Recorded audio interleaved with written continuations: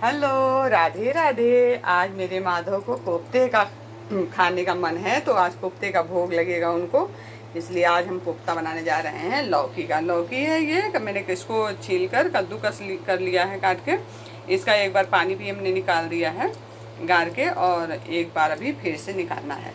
और ये हमारा बेसन है, टमाटर है, हरी मिर्च, अदरक टमाटर के साथ में पीसेंगे। और इसको सबसे पहले हम कद्दूकस किया हुआ जो ये है, इसको एक बार और गार के इसका पानी निकाल लेंगे अच्छे से गार के। उसके बाद इसमें पानी है अभी, इसको पूरा पानी निकालने के बाद बेसन को इसमें डालेंगे, मिलाएंगे और कुछ गरम मसाला डालेंगे, हल्दी, नमक। तो हम शुरू करते हैं। आप लोग मेरे वीडियो को लाइक ज़रूर करिएगा। आप लोग लाइक नहीं करते हैं तो लाइक ज़रूर करिएगा, और जिन लोगों ने सब्सक्राइब नहीं किया है सब्सक्राइब करेंगे वो लोग। ओके, और तो चलिए शुरू करते हैं। सबसे पहले इसको गाड़ना शुरू करते हैं। ओके,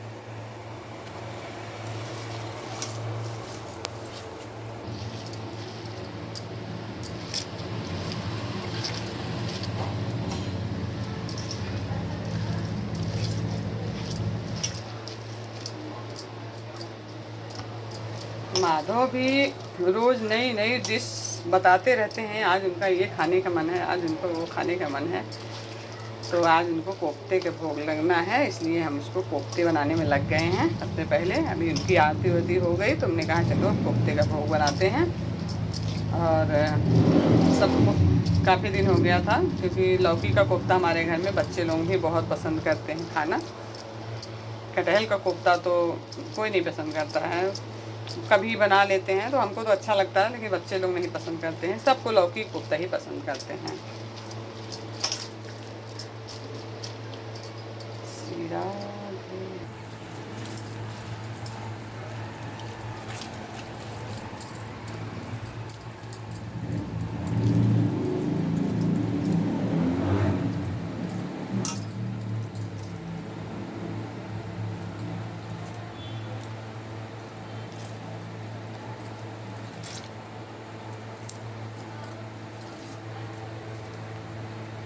जब तक लौकी गाड़ रहे हैं, लौकी का पानी निकाल रहे हैं, तब से हम आप लोगों को एक छोटी सी स्टोरी सुनाते हैं।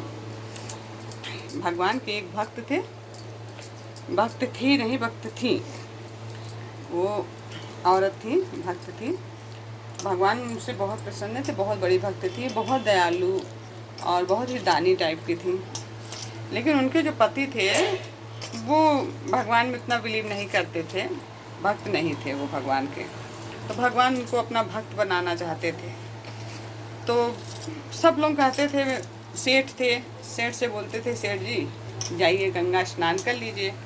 बहुत बड़े कंजूस थे सेठ जी, गंगा स्नान करने नहीं जाते थे, क्योंकि वो गंगा स्नान करने इसलिए नहीं जाते थे कि अगर से गंगा स्नान करने जाएंगे तो वहाँ ब्राह्मण रहते हैं, पंडित लोग रहते हैं, और तिलक लगाएंगे तो तिलक लगाने का पैसा मांगने लगेंगे, दक्षिणा मांगने लगेंगे। तो दक्षिणा देने के डर से वो गंगा जी नहीं जाते थे स्नान करने। एक दिन की जो पत्नी थी वो बहुत जिद पे आ गई कि नहीं, आज गंगा स्नान करके आइए, और गंगा स्नान करके अगर हम नहीं आएंगे तो फिर हम मायके चले जाएंगे। बहुत नाराज़ हो गई। तो वो भी बहुत चतुर थे, कहें अच्छा ठीक है, वो जाने के लिए तैयार हो गए कि ठीक है मैं जा रहा हूँ। लेकिन गंगा जी के किनारे जाने के लिए उन्होंने ये दिमाग लगाया कि गंगा जी किनारे तो गए स्नान करने के लिए गंगा जी, लेकिन उस घाट पे गए जहाँ मुर्दा जलाया जाता था, शमशान घाट पे। और वहाँ पे कोई ब्राह्मण उमर पंडित उंडित तो रहते नहीं कि जो तिलक विलक लगाएंगे। तो इसी उद्देश्य से गए कि वहाँ पंडित नहीं रहते, हमको दक्षिणा नहीं देना पड़ेगा। फिर क्या हुआ, वो गए स्नान करने, स्नान करके जैसे ही डुबकी मार के बाहर निकले गंगा जी से, वैसे भगवान एक ब्राह्मण का रूप धारण करके प्रकट हुए। उन्होंने कहा अरे जजमान आप आइए आइए, चलिए चलिए ठीक है, आप आइए, चंदन वंदन लगा दें आपको और दक्षिणा दक्षिणा दीजिए। तो सेठ जी बड़े चतुर थे, अब क्या बोले, वहाँ पे कुछ बोले नहीं ब्राह्मण से। चंदन तो लगवा लिए लेकिन दक्षिणा नहीं दिए। बोले ऐसा है कि आप घर पे आ जाइएगा तो हम आपको दक्षिणा दे देंगे। तो पंडित जी, सेठ जी बोले कि ठीक है, आप घर पे आ जाइएगा तो दक्षिणा ले जाइएगा। ठाकुर जी ने कहा ठीक है। भगवान बोले ठीक है, हम घर पे आ जाएंगे। अब वो जैसे घर पहुँचे, भगवान जी पहुँच गए वहाँ पे दक्षिणा लेने के लिए। अब वहाँ कहे घर पहुँचे तो सेठ जी बोले कि ऐसा है कि हम थोड़ा अभी व्यस्त हैं, कल आइएगा। भगवान ने कहा ठीक है। ठाकुर जी फिर बोले कि ठीक है, चले गए। और उसके बाद जो है जब पहुँचे दूसरे दिन, तो तीसरे दिन, चौथे दिन, इस तरह से उन भगवान को सेठ जी दौड़ाते रहे कि कल आइए, कल आइए, कल आइए। इस तरह से दौड़ते दौड़ते भगवान को 3 महीने बीत गए थे। 3 महीने बीत गए, लेकिन सेठ जी उनको दक्षिणा नहीं दे रहे थे। उन्होंने, ठाकुर जी ने कहा, भगवान ने कहा कि ऐसा कुछ हमको धन दे दीजिए जिससे हमारे बच्चे का जनेऊ संस्कार करना है, तो हमको धन की आवश्यकता है। सेठ जी ने कल कल कह के 3 महीने बिता दिए। जब 3 महीने तक लगातार भगवान दौड़ते रहे उनसे लेने के लिए दक्षिणा, लेकिन उनको दक्षिणा मिला नहीं। तब एक दिन सेठ जी ने कहा अपनी पत्नी से कि ऐसा है कि जाके, जब आज भगवान जी आए तो उन्होंने कहा कि देखो वो ब्राह्मण आए हैं, ब्राह्मण का भेष बनाकर भगवान जी वहाँ पहुँचते थे मांगने के लिए। फिर ब्राह्मण आए हैं तो उन्होंने कहा, अपने बेटे से कहा कि जाओ कह दो कि हमारे पिताजी बीमार हो गए हैं। तो बेटा गया और कहा कि ऐसा है कि हमारे पिताजी बीमार हो गए हैं। तब भगवान भी बहुत चतुर है, भगवान कम तो है नहीं। उन्होंने कहा कि अरे बीमार हो गए हैं, कोई बात नहीं, अब मैं उनके लिए यही पूजा यज्ञ करूँगा। जब तक सेठ जी की तबीयत ठीक नहीं हो जाती तब तक मैं यहीं रहूँगा, जाऊँगा नहीं। तो क्या किया जाए, ब्राह्मण जो है, सेठ जी जो हैं, तो ठाकुर जी जो हैं कहने लगे कि ठीक है, मैं पूजा वूजा कर दूंगा, सेठ जी ठीक हो जाएंगे तभी हम जाएंगे। अब सेठ जी सोचे कि ये ब्राह्मण तो जाने का नाम ही नहीं ले रहा, तो अपनी पत्नी से बोले कि जाओ बोलो कि ऐसा है कि मेरे पति जो है स्वर्ग सिधार गए। अब पत्नी बाहर निकली गई, ऐसा है मेरे पति तो चल बसे।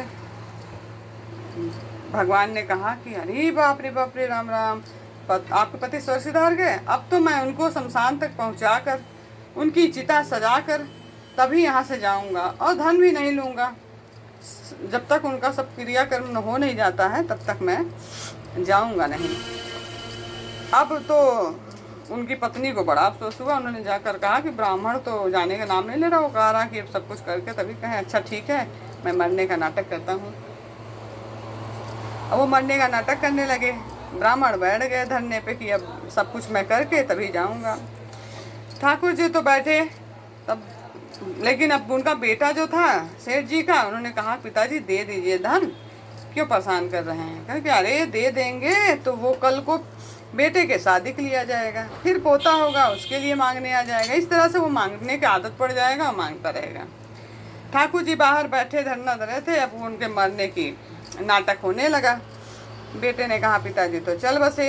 अब उनकी जो अर्थी थी सजने लगी, शमशान ले गए। बेटे ने कहा पिताजी, धीरे से कान में जाके कहा पिताजी अब तो दे दीजिए, नहीं तो जाने के नाम नहीं। कहे नहीं तुम चल लो, चिता में आग लगाओ, खुद ही डर के पंडित भाग जाएगा ब्राह्मण। तब ले गए चिता में आग लगा दिए। अब जब चिता में आग लगा दिए तो ब्राह्मण जलने वाला था, तभी ठाकुर जी जो हैं हाथ पकड़ के सेठ जी को उठाकर चिता से बाहर लाए। कहे भैया मत दो, लेकिन जलो मरो नहीं, जलो मरो नहीं। चिता से हाथ पकड़ के बाहर निकाल दिए। अब सेठ जी सोचे कि चलो अब तो ब्राह्मण कह दिया कि मैं नहीं दो, खुश हो गए। फिर एक दिन जो है घर पहुँचे, कहें सेठ जी अब तो दे दीजिए। कहें कि अच्छा ठीक है, आओ घर पे दे देंगे। दे दिए। बुलाए उसको, ठाकुर जी को आए, उनको एक सिक्का दिए। सिक्का खोटा था, जो कि चल नहीं सकता था, किसी काम का नहीं था। भगवान ने कहा कि अरे सेठ जी आपने ये मुझे खोटा सिक्का दिया है, ये तो किसी काम का ही नहीं है, मेरे काम तो आएगा नहीं। तो सेठ जी ने कहा कि ऐसा है कि अब तुम तो लेने वाले हो और मैं देने वाला हूँ, तुम भिखारी हो और मैं सेठ हूँ, अब मेरी मर्जी, मैं जो चाहूँ वो दूँ, तुमको लेना पड़ेगा। भगवान भी हार गए, कुछ नहीं बोले। गए सेठ की वाइफ के पास, पत्नी के पास, बोले कि सेठाइन, सेठ जी ने मुझे ये एक खोटे सिक्का दिया है, अभी मेरे किसी काम का, इससे तो मेरे बेटे का जनेऊ भी नहीं हो पाएगा। उन्होंने कहा कि ठीक है, आप रुकिए, मैं आती हूँ। और वो अंदर गई। उनके मायके से उनकी शादी में एक नथ मिली थी। नथ बहुत ही कीमती थी, उसमें हीरे जवाहरात जड़े हुए थे। नथ में हीरे जवाहरात जड़े हुए थे। वही नथ उठाकर सेठ की पत्नी जो थी वो ठाकुर जी को दे दी। अब ठाकुर जी अपनी और लीला करना चाहते थे। अब जब तक उनके पति सेठ जी उनके भक्त नहीं बन जाएंगे, तब तक तो भगवान मेरे ठाकुर जी को, माधव को, मेरे तो संतोष था नहीं। वो वही करने आए थे। फिर क्या था, वो जो है पहुंच गए नथ लेकर सेठ जी के दुकान पर। सेठ जी के दुकान पर उनको बेचने के लिए गए। उसके बाद सेठ जी की दुकान पर पहुँचे ठाकुर जी नथ लेकर। तो ठाकुर जी, सेठ जी जो है नथ देखकर पहचान गए, ये तो मेरी पत्नी का नथ है। और पत्नी का नथ देखकर पहचान गए। तो उसको लेकर सेठ जी तिजोरी में डाल दिए। और तिजोरी में डालने के बाद बोले कि ऐसा है कि तुम जाओ, कल हम इसमें पैसा, इसको धन देंगे हम।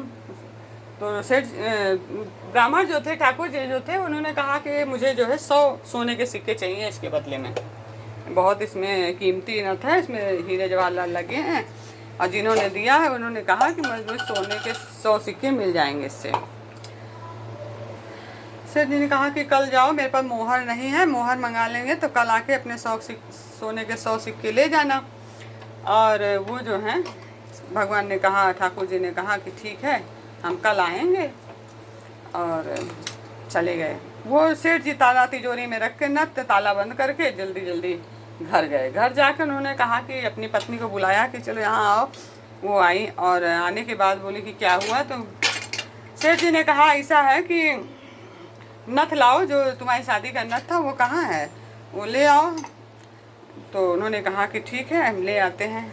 कमरे में गई, दरवाज़ा बंद कर ली। और डर के मारे उनकी हालत ख़राब थी, क्योंकि सेठ जी बहुत तेज़ नाराज़ थे, बहुत बिगड़े हुए थे। उन्होंने कहा था कि अगर तुम नथ लेकर नहीं आई तो मैं तुम्हारी जान मार डालूँगा। अब तो सेठाइन की हालत ख़राब थी, हालत ख़राब हो गई थी उनकी डर के मारे। अब वो कमरे में गई, उनको तो पता था कि उन्होंने नथ को दान कर दिया था, कहाँ से नथ ले आकर देती।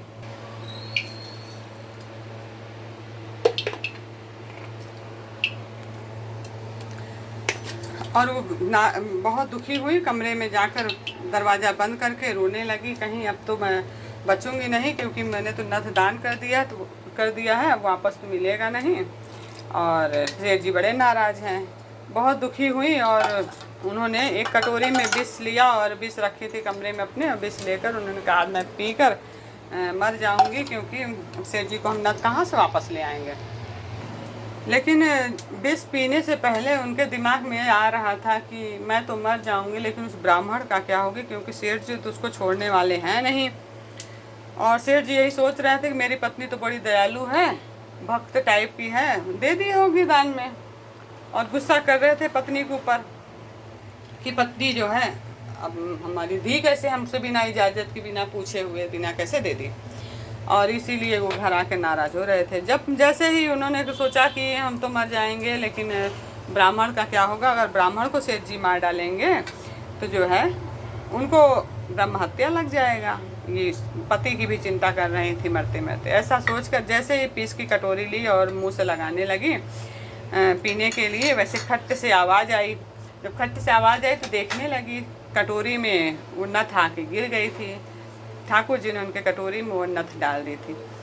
अब सेठाइन देखी कि नथ है ये, तो वो तुरंत नथ उठाई और दरवाज़ा खोलकर बाहर आई, अपने पति को देते हुए कहीं कि ये लीजिए अब नथ।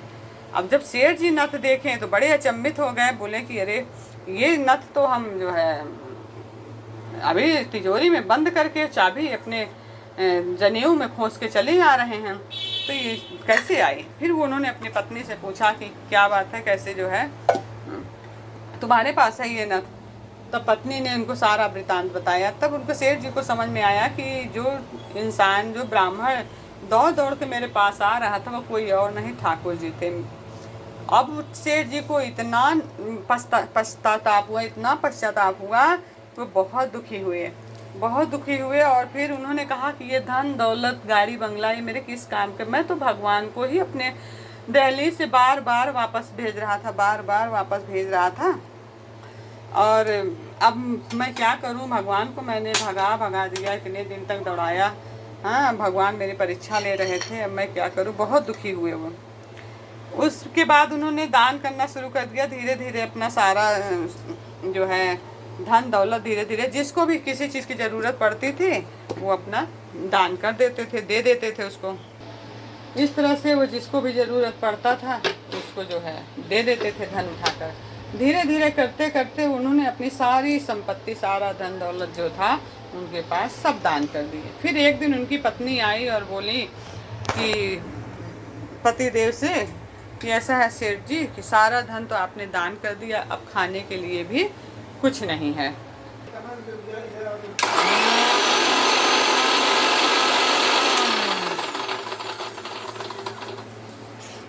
उनकी पत्नी अपनी पत्नी का हाथ पकड़े सेठ जी और हाथ पकड़कर भगवान की शरण में चले गए।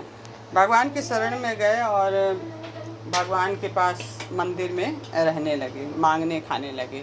जो भी रिश्तेदार उनके थे, रिलेशन में थे, सब लोग उनको पागल करने लगे कि इतना धन दौलत था इसके पास, इंसान को सब दान कर दिया, आज ये भीख मांग के खा रहा है। और सेठ जी अपनी पत्नी के साथ बाकी का जीवन भगवान की शरण में भगवान की सेवा करते हुए अपना जीवन व्यतीत किया। और अंत में भगवान ने उन पति पत्नी सेठ जी और सेठाइन को मोक्ष प्रदान किया। तो बोलिए राधे राधे। इतना कुछ हो गया, मैंने ये पेस्ट तैयार कर लिया है। स्टोरी सुनाते सुनाते मैंने इसमें नमक डाला, हल्दी, थोड़ा सा गरम मसाला और जो है काली मिर्च का पाउडर थोड़ा सा डाला। अब ये पेस्ट को हम पकौड़ी की तरह, इसमें तेल मेरा गरम हो गया है, इसको छानेंगे।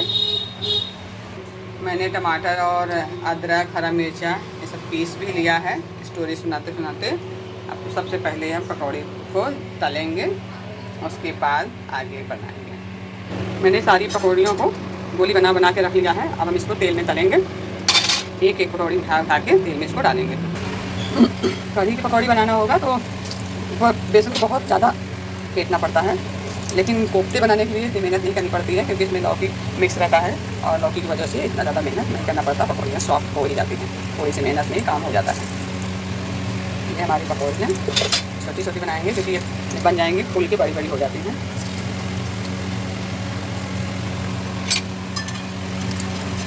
तेल अच्छे से हो गया था इसलिए जल्दी जल्दी हमारी पकौड़ियाँ हो जाएगी।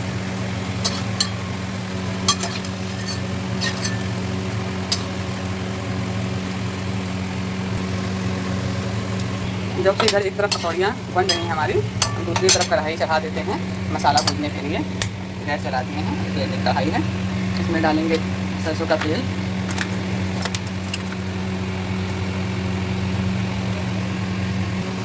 हमारी पकौड़ियाँ रेड हो गई हैं बढ़िया से। अब इसको हम निकाल लेते हैं तेल में।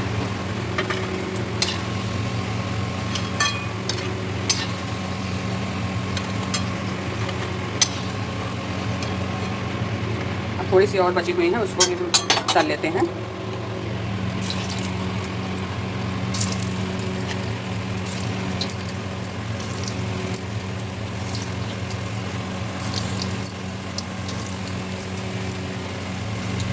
कोफ्ते के साथ रोटी ज़्यादा अच्छी लगती है और लौकी का कोफ्ता तो हमारे घर में सबका फेवरेट है, सब बहुत पसंद करते हैं।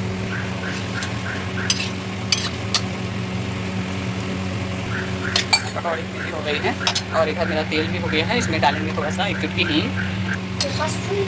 अब इसको भी निकाल ले रहे हैं। सारी पकौड़ियाँ हमारी तल गई हैं कोफ्ते की, तो हमें तैयार है। हम इधर गैस बंद कर दे रहे हैं और इधर गैस है, इसमें डालते हैं हींग थोड़ी सी। एक चुटकी हींग डाल देने के बाद हींग पक गया है। अब हमने पेस्ट पीसा हुआ है ग्रेवी,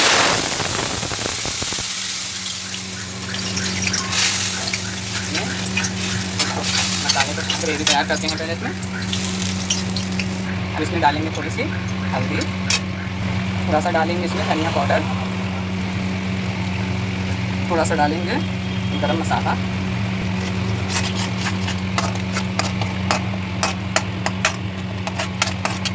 अभी मसाले को थोड़ी देर हम भूनेंगे, सारी चीज़ें पड़ गई हैं। हमारा मसाला भुज गया है। अब इसमें हम थोड़ी सी डालेंगे ताज़ी मलाई, इससे बहुत ही अच्छा टेस्ट आता है, बहुत अच्छा ग्रेवी तैयार होता है उससे। इसमें थोड़ी सी दूध की मलाई डालेंगे। अगर खोआ रहता है तो खोआ डालते हैं, अभी खोआ तो हमारे पास अवेलेबल नहीं है, तो हम इसमें डालेंगे थोड़ी सी दूध की मलाई।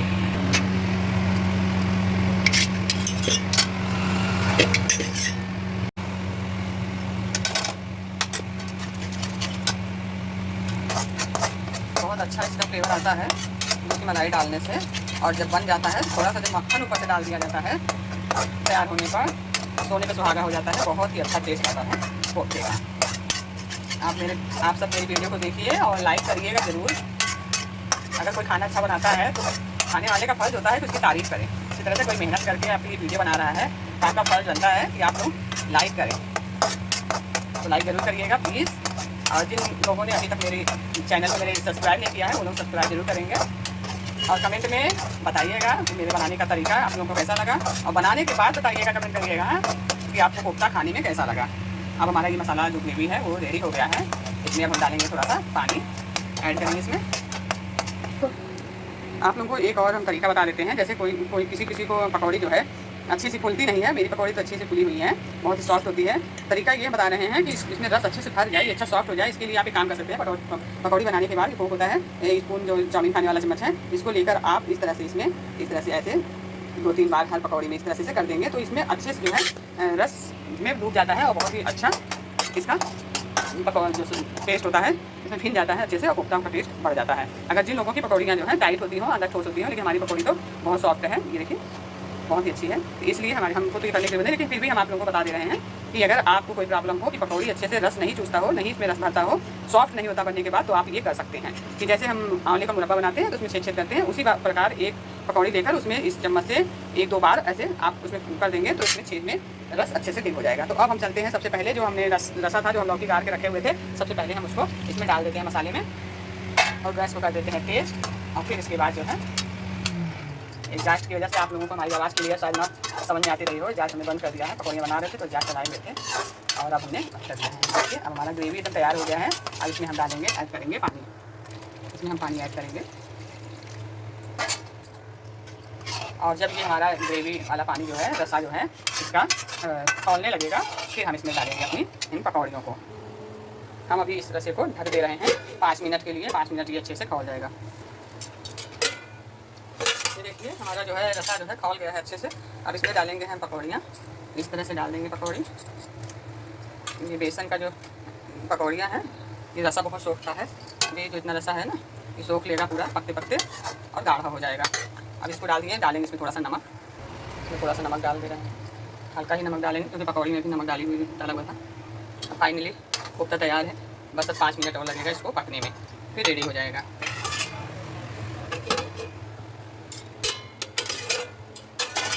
ये हमारा कोफ्ता हो गया है। ये पकौड़ियाँ हमारी बड़ी बड़ी हो गई हैं, फूल गई हैं। अब इसमें थोड़ा सा डालेंगे बटर, थोड़ा सा बटर डालेंगे ऊपर से, बहुत ही अच्छा इसका टेस्ट आएगा, बहुत ही अच्छा फ्लेवर देता है ये।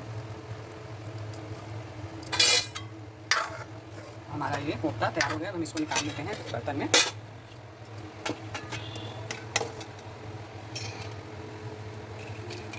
लाइक ज़रूर करिएगा प्लीज़। आप लोग के लाइक और कमेंट से वीडियो बनाने वालों को प्रोत्साहन मिलता है, तो प्लीज़ लाइक ज़रूर करिएगा। कमेंट करके बताइएगा कि हमारा कोफ्ता कैसा था और कोफ्ते बनाने की जो तरीका है वो आप लोगों को कैसा लगा और टेस्ट कैसा लगा। और सात्विक है पूरी तरह से हमारा कोफ्ता, तो आप अपने घर में अपने ठाकुर जी को, अपने मानव को, भगवान को भोग भी लगा सकते हैं। और जिनके घर में लहसुन प्याज नहीं बनता है, आजकल लहसुन प्याज के बिना तो कुछ बनता ही नहीं है लोगों के लिए, लेकिन हमारे घर में तो लहसुन प्याज के बिना ही सब कुछ बन जाता है, क्योंकि हमें लगाना रहता है भगवान को भोग। तो ये हमारा कोफ्ता तैयार हो गया। अभी थोड़ी देर बाद जब 10 मिनट बीतेंगे तो ये कोफ्ता हमारा रसा जो है इसका आधा हो जाएगा, सूखा हो जाएगा, क्योंकि रसा इसका सोख लेता है ठंडा होने पर। तो इसी के साथ वीडियो समाप्त करते हैं और वीडियो देखने के लिए आप सभी को धन्यवाद। राधे राधे।